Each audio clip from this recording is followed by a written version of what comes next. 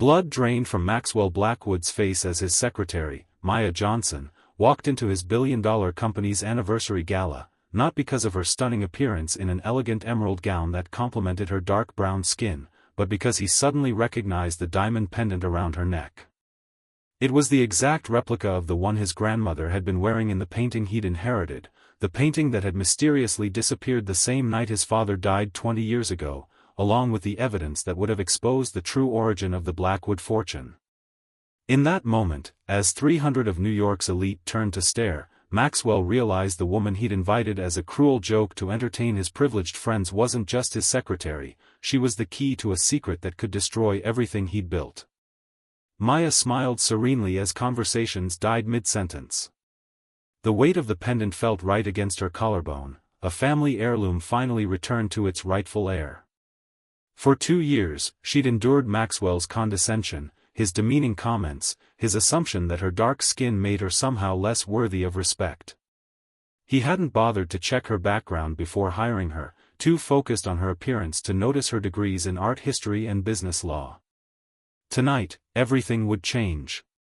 Tonight, the truth about how the Blackwood empire was built on the exploitation of her great-grandfather's genius would finally come to light.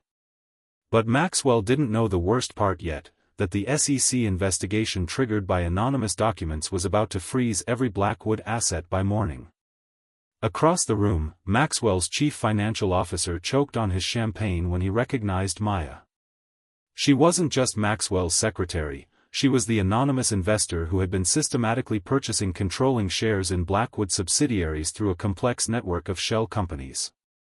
By tomorrow morning, she would control 51% of the corporate empire that rightfully belonged to her family. The same empire that had been stolen when her great-grandfather, a brilliant inventor, was betrayed, his patents stolen, his reputation destroyed, and his life threatened if he ever spoke out about what really happened. The irony wasn't lost on Maya as she glided through the crowd. For months, Maxwell had flaunted his wealth, bragged about his family legacy, and treated her like she was invisible. He'd invited her tonight as entertainment, telling his friends she would be hilariously out of place. Now, as she approached him with the mysterious smile of someone who knew far too much, his arrogance crumbled into uncertainty. The powerful CEO suddenly looked small, vulnerable, and afraid. "Good evening, Maxwell," Maya said, her voice carrying just enough to draw attention from nearby guests. "I believe we have some family business to discuss." "I don't understand," Maxwell stammered, desperately maintaining his composure as photographers circulated. "What are you talking about?" Maya's eyes flashed with decades of accumulated family pain. "The Harrington patents of 1956. My great-grandfather's work. The foundation of your family's fortune." She paused, watching realization dawn in his eyes. "I have the original documents, Maxwell.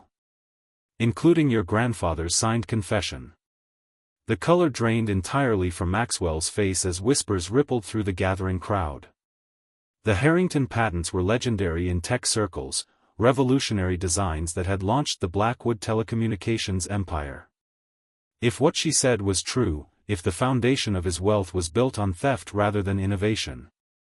"That's absurd," he hissed, gripping her arm and pulling her toward a quieter corner. "You're fired. Get out before security throws you out." Maya smiled, calm in the face of his panic. "I wouldn't make a scene if I were you. Not when the truth about your family is about to become front-page news. Not when everything you own will belong to me by morning." She slipped a folded document from her clutch. "Unless, of course, you'd prefer to discuss terms." Maxwell's world tilted as he skimmed the paper, a detailed account of how his grandfather had stolen the patents from Edison Harrington, a brilliant black inventor who had been systematically erased from history. Worse, it included bank transfers, witness testimonies, and a DNA test proving Maya's direct lineage. Everything he thought he knew about his family legacy crumbled in an instant. "What do you want?" he whispered, his voice barely audible over the orchestra. "I want what's rightfully mine," Maya replied. "But more importantly, I want the truth to be told." My great-grandfather deserves to have his name restored. The question is, are you willing to be part of that restoration, or would you prefer total destruction? Before Maxwell could answer, his fiancée, Victoria, appeared at his side, champagne flute in hand. Darling, aren't you going to introduce me to your employee? Her voice dripped with condescension as her eyes raked over Maya with barely disguised disdain. Actually, Maxwell said, his voice strained, Maya is. I'm the majority shareholder of Blackwood Industries as of 9 a.m. tomorrow, Maya interrupted smoothly. And I believe the board meeting to discuss the company's new direction starts at 10.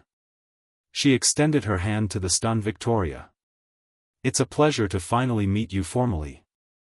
Victoria's champagne glass shattered on the marble floor as the truth hit her. The woman she'd dismissed as the help was about to control their entire future.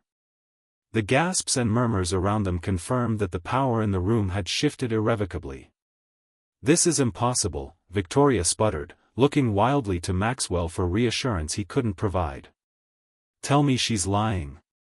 Maxwell's silence was damning.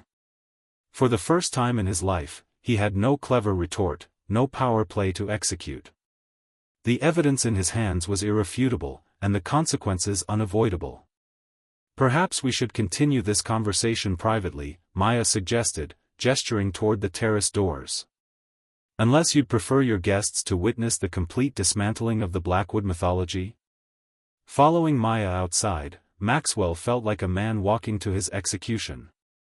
The night air offered no relief from the suffocating reality closing in around him. His entire identity, the successful businessman, the self-made billionaire, the technological visionary, was built on a foundation of lies. And the woman he had dismissed, belittled, and invited as a cruel joke held the power to expose everything. Why now? He asked, his voice hollow. You've been my secretary for 2 years. Why wait? Maya's eyes reflected the city lights below. I needed to understand how deep the corruption went. Whether you were complicit or merely ignorant of your family's crimes. She paused, studying his face. And I needed to gather enough evidence to ensure no one could bury the truth again. And what did you conclude? Maxwell asked, dreading the answer. About me? That you're a product of privilege who never questioned the source of your advantages, Maya replied, her voice surprisingly gentle. But more importantly, I learned something about myself. That revenge isn't what my great-grandfather would have wanted. Maxwell's head snapped up, confusion replacing fear in his eyes. What are you saying? I'm saying we have a choice, Maya said. I can take everything tomorrow, the company, your reputation, your future. Or we can forge a new path. One that honors the past while creating something better for the future. Before Maxwell could respond, the terrace doors burst open. His uncle Richard, the company's co-founder and keeper of the Blackwood family secrets, stormed toward them with security guards in tow. Have her removed immediately. Richard commanded, his face contorted with rage. And confiscate whatever she's carrying. Maya stood her ground, unintimidated. Mr. Blackwood, I wouldn't advise that. Not unless you want copies of your 1982 letter to Maxwell's father circulated to every guest here tonight. The one where you detail exactly how Edison Harrington was threatened and defrauded. Richard froze, the blood draining from his face. You're bluffing. That letter was destroyed decades ago. Was it? Maya reached into her clutch and withdrew a yellowed envelope. Or did your secretary at the time make a copy? The same secretary who was having an affair with Edison Harrington's son? My grandfather. The revelation landed like a physical blow. Maxwell stared between his uncle and Maya, pieces of a decades-old puzzle finally falling into place. The mysterious secretary his uncle had fired abruptly. The family's insistence on loyalty from all employees. The sealed records in the company archives. You knew, Maxwell whispered to his uncle. All these years, you knew our success was built on theft. Richard's silence was confession enough. The security guards exchanged uncomfortable glances, sensing they were witnessing a family implosion. "Leave us," Maxwell commanded them, his voice regaining some of its authority. When they hesitated, he added, "Now."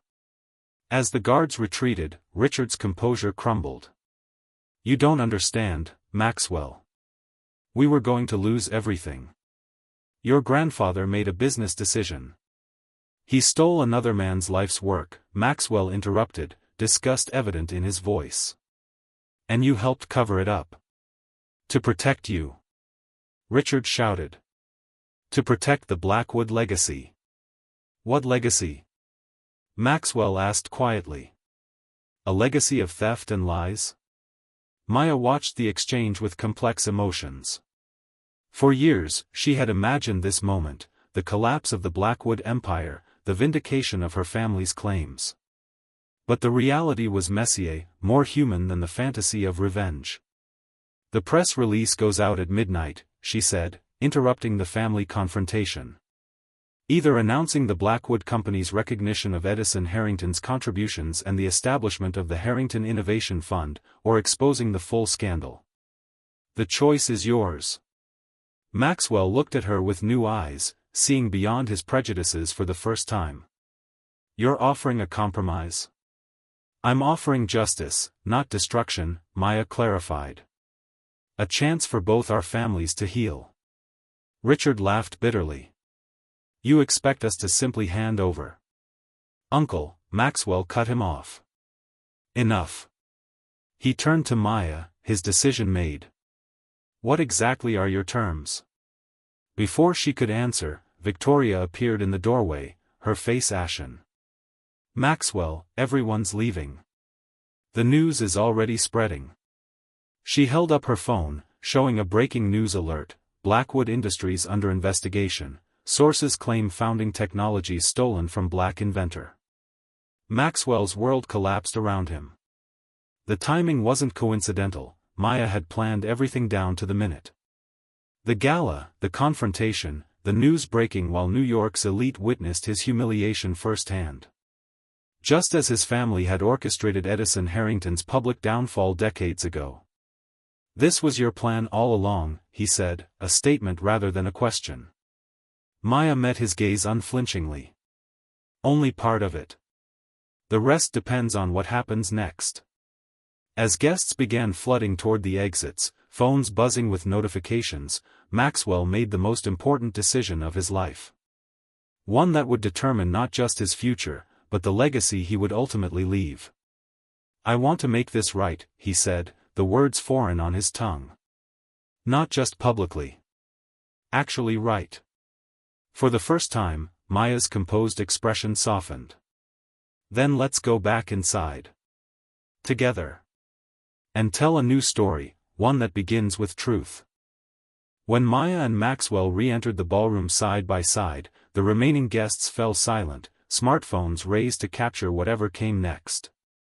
The tension was palpable as Maxwell approached the microphone. "Ladies and gentlemen," he began, his voice steadier than he felt, "tonight was meant to celebrate the Blackwood legacy. Instead, it will mark the beginning of its redemption." He took a deep breath. "I'd like to introduce you to Maya Harrington, granddaughter of Edison Harrington, the true inventor behind our founding technologies." A collective gasp rippled through the crowd. Maya stepped forward, the pendant gleaming at her throat, no longer just jewelry, but a symbol of restoration. "For decades, the contributions of Black innovators have been erased from history," she said, her voice clear and commanding. "Tonight, that changes. The Harrington Blackwood Foundation will ensure no other inventor suffers the same fate." As she spoke, something remarkable happened. The story of erasure and redemption resonated with everyone in the room. Phones lowered as people actually listened. The narrative of acknowledgement, of righting historical wrongs, captivated even the most cynical guests.